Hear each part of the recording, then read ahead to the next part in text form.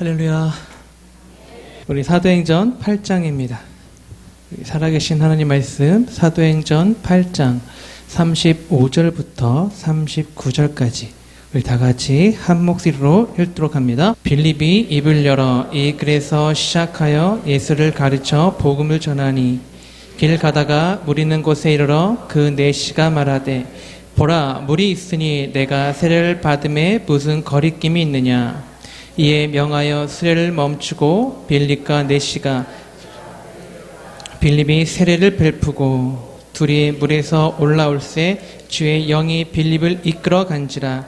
내시는 기쁘게 길을 가므로 그를 다시 보지 못하니라. 오늘 성경을 보면 한 생명을 살리고 나아가 그 살아난 한 생명을 인해 한 나라가 오늘날까지도 주변의 다른 나라들과 달리 아직까지도 기독교 국가로서 하나님을 찬송하게끔 만든 평신도 사역자가 나옵니다. 누구지요? 빌립 집사. 물론 어떻게 빌립 집사는 평신도임에도 불구하고 한 생명을 살다 못해 오늘까지 한 나라를 주변의 다른 국가들과 전혀 다르게 하나님을 예비하는 기독교 국가로 남게 하였을까? 오늘은 오늘 말씀을 따라가며 그 빌립에 있던 은혜들을 같이 나누어 보고자 합니다. 무엇보다 먼저 빌립 그는 성령의 인도하심을 받는 사람이었습니다. 어떤 사람이었다고요? 성령의 인도하심을 받는 사람. 여러분 먼저 우리가 읽지 않았지만 26절을 한번 보면 26절 전반부에 보면 주의 사자가 빌립더러라고 말하고 있습니다. 또한 29절에도 성령이 빌립더러 이르시되라고 말하고 있지요. 그리고 마지막 39절에도 보면 주의 영이 빌립을 이끌어 갔다라고 기록하고 있습니다. 이러한 사실이 우리에게 말해주고 하는 것, 빌립은 성령의 인도하심을 받는 사람이었다는 것이죠. 그리고 성령의 인도하심을 받았다? 무엇합니까? 빌립 그가 성령의 충만함을 받았다는 것입니다. 그렇다면 빌립 그가 어떻게 성령의 충만함을 성령의 인도하심을 받을 수 있었습니까? 누가는 그 실마리를 사도행전 6장에서 빌립이 7 집사 중 한 명으로 택함 받았다는 사실에서 우리에게 알려주고 있습니다. 그리고 7 집사 중에 한 명이었다는 것, 그것은 그가 사도행전 2장의 오순절 성령 강림의 현장에 있던 사람이었음을 뜻하지요. 빌립 그는 힘써 주님을 쫓던 그 제자들과 사도들과 함께 주님의 명령대로 기도에 힘쓰고 성령을 기다렸고 끝내 기도하다 성령의 임재 속에서 성령의 충만함을 받았던 한 사람임을 뜻합니다. 그러면 성령의 충만 받기 원하십니까? 성령의 인도함 받기 원하십니까? 하나님과 깊은 만남이 있는 그 교제 현장을 사모하시기 바랍니다. 하나님의 은혜의 현장을 찾고 헤매며 그곳에 있는 자가 되어지길 원합니다. 하나님께 하나님을 위해 기도하는 그 사람들과 어울리시고 기도에 힘쓰는 사람이 되어야 합니다. 우리에게도 그런 은혜의 현장이 있지요. 어디입니까? 바로 지금 이 시간인 줄 믿습니다. 바로 우리 교회인 줄로 믿습니다. 여러분 우리가 드리는 이 기도의 현장, 이 예배 현장, 이 교회, 바로 이것이 오늘날 하나님께서 우리에게 주신 은혜의 현장이며 성령의 역사가 있는 은혜의 현장인 줄로 믿습니다. 그래서 원하는 것은 여러분이 한 번 더 교회를 찾는 자가 되어지길 소망합니다. 한 번 더 교회를 찾고 함께하는 사람들과 주의 말씀을 나누며 그 말씀을 붙잡고 함께 기도하고 성령의 역사를 위해서 기도에 힘쓰는 사람, 그렇게 성령의 임재 속에서 거하기를 사모하는 그 한 사람이 되어지기를 소망합니다.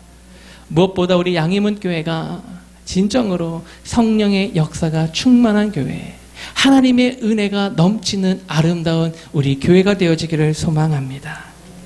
성령 하나님의 인도를 받는 빌립에게 있어 또 다른 특징은 성경에 대한 지식이 충만했다는 것이지요. 여러분 이것이 평신도 사역자인 빌립의 두 번째 특징이었습니다. 제가 사역을 하면서 확신하는 것은 성령의 인도함을 받는 분들, 성령의 충만함을 받는 분들은 항상 성경을 향하게 되어 있다는 것입니다. 왜 성경을 향합니까? 왜 말씀을 향합니까? 오직 하나님의 말씀만이 나에게 임한 그 은혜를 지속해 주기 때문입니다. 단순히 지속하로 끝나는 것이 아니라 나에게 역사하신 그 하나님에 대한 바른 지식들을 성경을 통해 우리에게 주시기 때문입니다. 여러분, 말씀을 붙잡는 자가 되어지길 소망합니다. 여러분, 은혜의 사람이십니까? 십자가를 사모하십니까? 여러분 안에 은혜가 있기 때문입니다. 여러분, 그 은혜가 살아있는 은혜, 좀 더 배가 되어지는 역사를 사모하십니까? 그렇다면 말씀을 보셔야 합니다. 말씀을 보시고 그 말씀을 붙잡고 기도해야 합니다. 아마 제가 설교할 때마다 항상 강조하는 것 중 하나가 말씀을 보라, 말씀을 보고 붙잡으라는 것일 것이죠. 제가 그것을 경험했기 때문에 지속적으로 말하는 것입니다. 말씀을 붙잡고 그 말씀이 내 삶의 사건이 되어지기를. 하나님, 나도 다윗 같은 은혜가 필요합니다. 나도 베드로와 같은 은혜가 필요합니다. 나도 주께서 역사하심 받은 그 사람들과 같은 은혜가 내게도 필요합니다. 그 은혜를 기도하는 자, 그 은혜를 사모하는 자, 그에게 은혜가 풍성하게 임할 줄로 믿습니다. 여러분, 실제로 성령의 인도하심 받는 빌리 집사의 성경에 대한 지식은 정말 충만하고, 또한 그 성경의 지식은 그의 입을 통해 언제나 증거되었다고 성경 말하고 있습니다. 우리 본문 32절과 33절을 보면 에도피아 여왕 간데게 네시가 무엇을 묵상하고 있다고 말하고 있습니까? 성경, 즉 이사야 말씀을 그가 읽고 있다라고 하지요. 그리고 곧 34절에 보니까 네시가 빌립에게 묻습니다. 그 성경의 내용에서 말하는 어린 양이 누구인지를 묻습니다. 그 질문을 받은 빌립이 35절에서 무엇을 하고 있습니까? 다 같이 35절 한번 읽어보겠습니다. 빌립이 입을 열어 이 글에서 시작하여 예수를 가르쳐 복음을 전하니. 질문을 받은 빌립 집사, 곧바로 그 말씀에서 시작하여 예수 그리스도를 가르쳐 복음을 전하고 있습니다. 여러분, 빌립이 성경에 기록되어 오늘까지 우리에게 영향을 미칠 수 있는 이유, 언제나 어디서나 복음을, 예수 그리스도를 전할 수 있는 준비된 사람이었기 때문입니다. 여러분, 준비되어 계십니까?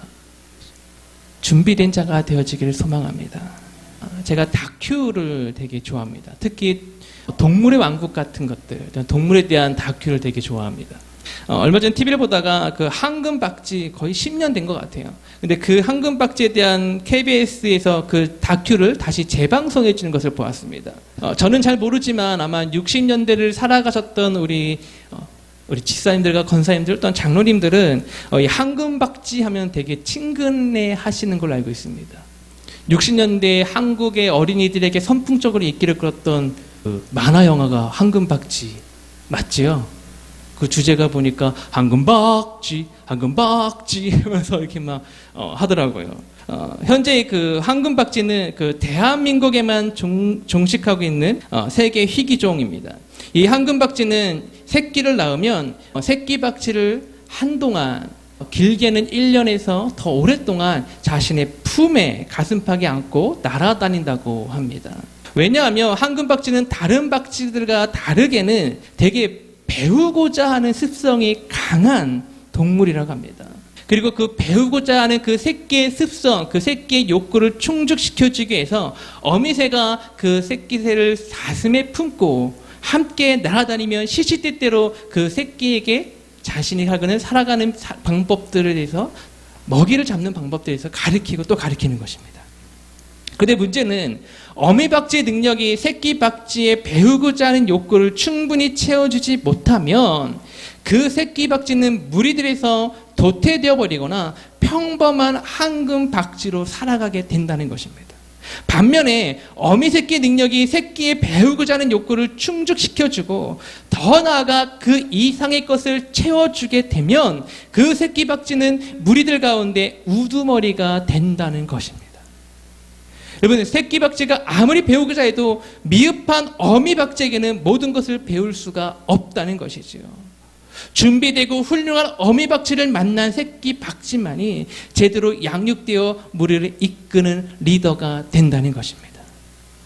저와 여러분이 황금박쥐는 아니지만 내 자신이 준비되어야 다른 사람을 바르게 양육할 수 있다는 것은 당연한 이치입니다. 하나님에 대해 배우고자 알고자 하는 사람을 만났을 때 내 속에 말씀이 없다면 어찌 그를 가르치고 양육할 수가 있겠습니까? 물론 내가 경험한 것들, 내가 경험한 은혜들을 말해줄 수 있습니다. 그러나 내가 경험한, 내가 만난 하나님을 내가 말씀과 함께 전해줄 수 있다면 여러분 그것은 더 배가 되어 나타나겠지요.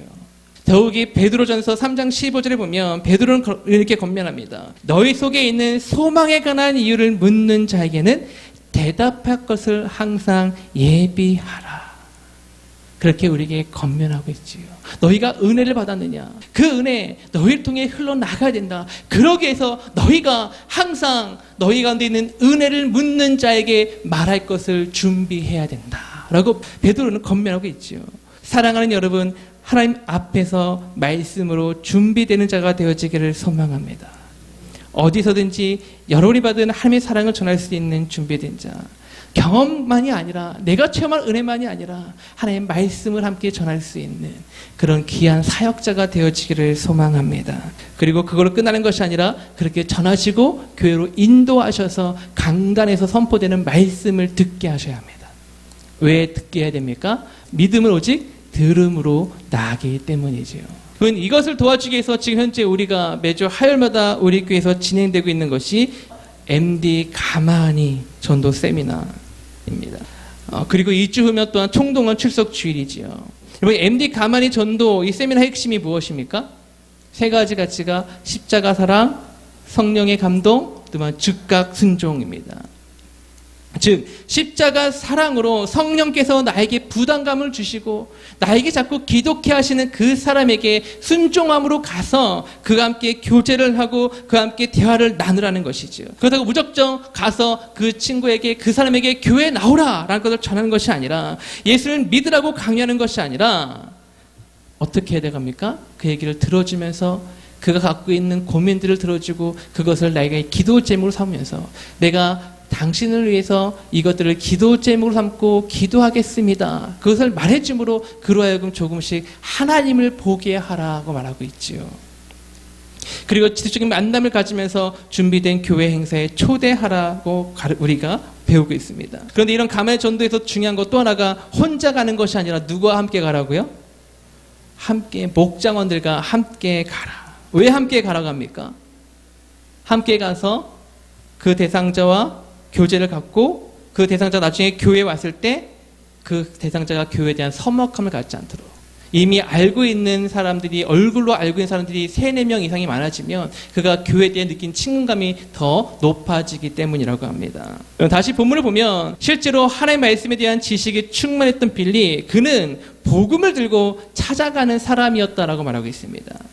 한 사람을 예배자로 인도하는 사람이었다고 말하고 있지요. 우리 28절에 보면 내시가 선지자 이사야의 글을 읽는 것을 듣자 29절에서 성령께서 빌립에게 수레로 가까이 가라고 하십니다. 그러자 빌립이 어떻게 합니까?